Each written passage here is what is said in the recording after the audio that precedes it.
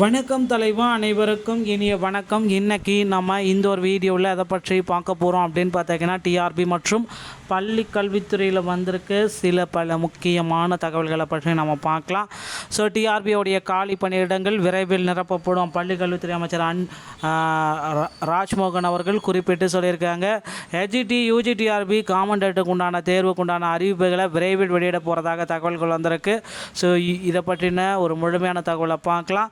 So நாளை பள்ளிகள் திறக்கப்பட நிலையில் ஆசிரியர்களுக்கான பொது மாறுதல் கலந்தாய்வு எப்பொழுது, இது குறித்த தகவல் வந்திருக்குங்க. பொறுத்திருந்து நம்ம பார்க்கலாம்.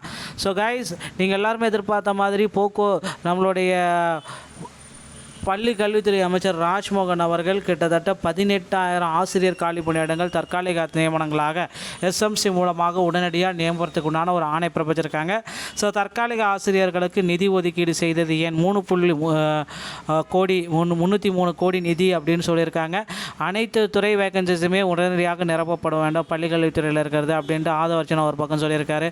முதல்வர் விஜய் அவர்கள் என்ன சொல்கிறாரு அப்படின்னு பார்த்தீங்கன்னா, பள்ளி கல்வித்துறையில் தேர்தலின் போது கொடுக்கப்பட்ட வாக்குறுதிகள் அனைத்துமே நிறைவேற்றப்படும் அப்படின்றதையும் சொல்லியிருக்காங்க. 149 ஜிஓவும் 2013-17 டெட் பாஸ் உண்டான போஸ்டிங்கும் 17 ஆசிரியர்களுக்கு உண்டான பணி அனைத்துமே நடக்கும் அப்படின்றத எதிர்பார்க்கலாம். ஸோ டிஆர்பியில் இந்த தகவல்கள் அனைத்துமே நம்ம ஒவ்வொன்றா பார்க்க போகிறோங்க. நீங்கள் நம்முடைய சேனல் முதல் முறையாக பார்க்குறீங்க அப்படின்னா மறக்காமல் ஒரு சப்ஸ்கிரைப் பெல்ல கிளிக் பண்ணி வச்சுக்கோங்க. ஸோ நாளை பள்ளிகள் திறக்கப்பட நிலையில் ஆசிரியர்களுக்கான பொது மாறுதல் கலந்தாய்வு.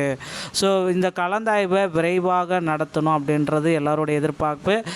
தமிழகத்தில் தொடக்க கல்வி இயக்கங்கள் மற்றும் பள்ளிக்கல்வித்துறையின் கீழ் 30,000க்கும் மேற்பட்ட துவக்க நடுநிலை உயர்நிலைப் பள்ளிகள் மேல்நிலைப் பள்ளிகள் செயல்பட்டு வருகிறது. இதில் ஆயிரக்கணக்கான இடைநிலை பட்டதாரி முதுகலை ஆசிரியர்கள் பணிபுரிந்து வருகின்றனர். இவர்களுக்கான ஆண்டுதோறும் பொது மாறுதல் கலந்தாய்வு மற்றும் பதவி உயர்வு பணி நிரவல் நடத்தப்பட்டு வருகிறது. விண்ணப்பங்களும் பெறப்பட்டிருக்கு. ஆனால் கடந்த 2 ஆண்டுகளாக கலந்தாய்வு அடுத்து ஒத்திவைக்கப்பட்டது. ஜூன் ஜூலை மாதம் வரை நடந்தது. இதனால் மாறுதல் பெற்ற ஆசிரியர்கள் புதிய பள்ளிகளில் சேர காலதாமதம் ஏற்பட்டது.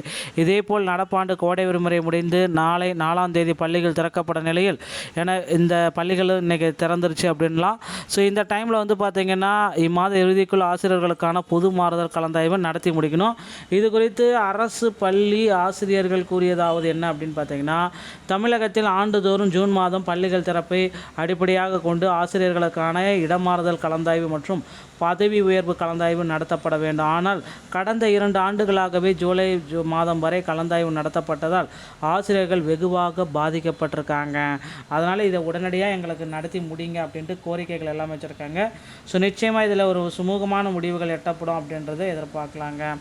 அடுத்து பார்த்திங்கன்னா, நீங்கள் எல்லாருமே எதிர்பார்த்த மாதிரி தற்காலிக ஆசிரியர்கள் எஸ்எம்சி மூலமாக 18,000 தற்காலிக ஆசிரியர்களை உடனடியாக நியமித்துக் கொள்ளலாம். அதற்கான ஒரு அரசாணை பார்த்திங்கன்னா பள்ளிக்கல்வித்துறை அமைச்சர் ராஜ்மோகன் அவர்கள் குறிப்பிட்டு சொல்லிட்டாருங்க. ஸோ நிச்சயமாக பார்த்திங்கன்னா பள்ளிக்கல்வித்துறையில் இந்த தகவல்கள் அனைத்துமே ரொம்ப ரொம்ப இம்பார்ட்டன்ட்ங்க. ஸோ பள்ளிக்கல்வித்துறையில் இது மட்டுமே கிடையாது. முதல்வர் விஜய் அவர்கள் தேர்தல் வாக்குறுதிகளில் என்னென்னலாம் குறிப்பிட்டு சொன்னாரோ அது எல்லாமே இந்த ஜூன் மாத இறுதிக்குள்ளார பள்ளிக்கல்வித்துறையில் ஆசிரியர்களுக்கு நன்மை பயக்கக்கூடிய செய்திகள் அனைத்தும் வர இருக்குங்க. ஸோ நீங்கள் எல்லாருமே எதிர்பார்த்த மாதிரி இந்த 149 ஜிஓவை ரத்து செய்யறதுக்கு உண்டான ஆணையம் புதிய அறிவிப்புகள் வெளியாகும் அப்படின்றதையும் நம்ம எதிர்பார்க்கலாம். அதே மாதிரி நியமன தேர்வையும் ரத்து செய்ய போகிறாங்க. இனி பார்த்திங்கன்னா நியமன தேர்வு போட்டித் தேர்வு இல்லாமல் ஆசிரியர்களுடைய நியமனம் நடக்கும் அப்படின்றத நிச்சயமாக எதிர்பார்க்கலாங்க. ஸோ அடுத்து நீங்கள் அந்த டெட்டில் பாஸ் பண்ணக்கூடான போஸ்டிங் இன்னும் போடல 2013-17 அப்படின்னு கேட்டுட்ருக்கீங்க.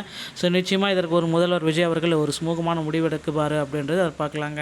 டிஆர்பி மற்றும் பள்ளி கல்வித்துறையில் இந்த தகவல்கள் அனைத்தும் உங்களுக்கு ரொம்ப ரொம்ப பயனுள்ளதாக இருக்கும் அப்படின்னு நான் நம்புகிறேன். ஸோ 2026 மற்றும் 27 ஆண்டுக்கான பதவி உயர்வு கலந்தாயினை தொடக்க கல்வித்துறை மற்றும் கல்வித்துறையில் நடத்த சென்னை உயர்நீதிமன்றம் ஒரு தடை வச்சிருக்காங்க. சென்னை உயர்நீதிமன்றத்தில் 29/4/2026 அன்று வழங்கப்பட்ட ஒரு இடைக்கால உத்தரவு இது பள்ளி கல்வித்துறை ஆசிரியர்களுக்கான பதவி உயர்வு கலந்தாய்வு தொடர்பான வழக்கு. ஸோ இந்த தீர்ப்பில் கூறப்பட்டது என்ன அப்படின்னு பார்த்தீங்கன்னா, எஸ்பி கோபி மற்றும் செந்தில்குமார் தமிழக அரசு பள்ளிக்கல்வித்துறையில் முதன்மை செயலாளர், பள்ளிக்கல்வி இயக்குனர், இணை இயக்குனர் மற்றும் விழுப்புரம் மாவட்ட முதன்மை கல்வி அலுவலகம் 2022ஆம் ஆண்டு பதவியிற்கான கலந்தாய்வு நடத்தப்படவில்லை. முந்தைய ஆண்டுகளுக்கான பதவி முடித்து வழங்கப்படாமல் 2026-27 புதிய பதவி கலந்தாய்வு தொடங்கப்பட்டது. எனவே மனுதாரர்கள் தரப்பில் நீதிமன்றத்தில் இதை தெரிவிச்சிருக்காங்க. இதுக்கான தடை உத்தரவு இருக்கிற நிலையில் ஏன் மாற்றுறீங்க அப்படின்றாங்க. ஸோ பொறுத்து நம்ம பார்க்கலாம். +2 மதிப்பெண் திருத்தங்கள் மேற்கொள்ள இறுதி வாய்ப்பு 5/6/2025க்குள் ஏடி அலுவலகத்தில் ஒப்படைக்க அரசு தேர்வுகள் இயக்குநரகம் இந்த உத்தரவை பிறப்பிச்சிருக்காங்க. ஸோ உடனடியாக இதை பயன்படுத்திக் கொள்ளுங்கள். இந்த ஒரு வீடியோ உங்களுக்கு பிடிச்சிருந்தால் நீங்கள் நம்முடைய சேனலோட இணைந்திருங்கள். மீண்டும் நல்ல தகவலோடு நான் உங்களை சந்திக்கிறேன். நன்றி, வணக்கம், தேங்க்யூ.